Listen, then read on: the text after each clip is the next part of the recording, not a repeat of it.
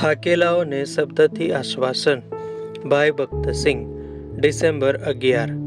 નમૂના પ્રમાણે સઘળી વસ્તુઓ કાળજી રાખીને બનાવો. હિબ્રુ 8:5. નહેમિયા યરુશાલેમ આવ્યો અને તૂટેલો કોટ અને બળેલા દરવાજાની દશા જોઈ ત્યારે તેણે બીજા લોકોને વાત કરી અને તેઓએ પુનઃ બાંધકામ કરવા તૈયાર કર્યા. નહેમિયાને ખબર હતી કે દેવે તેને ત્યાં મોકલ્યો હતો અને તેમના કામ માટે તે જ રસ્તો ખોલશે. એ રીતે તેને વિશ્વાસ હતો કે દેવ તેને મદદ કરવામાં નિષ્ફળ જશે નહીં. તે આગળ ગયો અને ખચકાયા વિના લોકોમાં એવી રીતે કામની વહેંચણી કરી કે આઘરા કામમાં બધા જ ભાગ લઈ શકે. આજે જ્યારે આપણે લોકોની આવી વેરાન દશા જોઈએ છીએ અને લોકોની દશા સુધારવા શું કરવું તે વિચાર કરીએ છીએ ત્યારે તે સંપૂર્ણ અશક્ય લાગે. તેથી ઘણા નિરાશ થઈ ગયેલા લોકો કહે છે, આપણા લોકોની દશા વિશે આપણને શું પડી છે?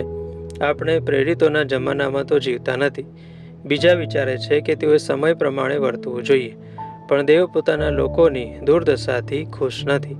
જો તમે તેમની આજ્ઞા માની અને તેમને અનુસરવા રાજી હો તો તે તમને વધારાનું સામર્થ્ય અને કૃપા આપશે.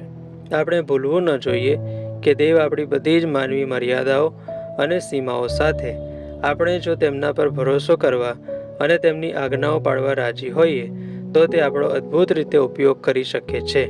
નહેમિયાએ કોટને દૈવી ક્રમ પ્રમાણે જુદા જુદા ભાગોમાં વહેંચી દીધો.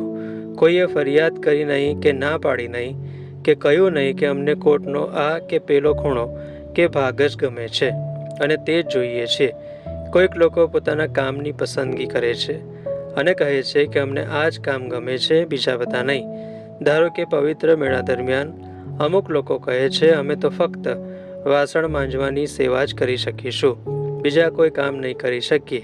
આપણે જોઈએ છીએ કે દેવના સેવકોમાં પણ તેઓ પોતાની મનગમતી સેવા કરવા માંગે છે અને દેવની યોજના અને ક્રમમાં બંધ બેસતા થવા તૈયાર નથી. નહેમિયાએ દેવની દોરવણી પ્રમાણે લોકોમાં કામ વહેંચી આપ્યું. ભલે તેઓ ધનવાન હોય કે ગરીબ, જુવાન હોય કે વૃદ્ધ, બીજી કોઈ પણ વાત એણે ધ્યાનમાં લીધી નહીં સિવાય કે દેવની દોરવણી. આપણે જાણીએ છીએ કે દેવની યોજના અને ક્રમ હંમેશા શ્રેષ્ઠ જ હોય છે. જો કોઈ મુશ્કેલી આવશે તો તેના પર વિજય મેળવવા તે જ સામર્થ્ય આપશે. જો કોઈ અવરોધ છે તો તે પોતે જ હટાવશે અને જો કોઈ અશક્યતાઓ છે તો તે પોતે તેને શક્ય બનાવી દેશે. જો કોઈ જરૂરિયાત છે તો તે પણ તે પોતે જ પૂરી પાડશે.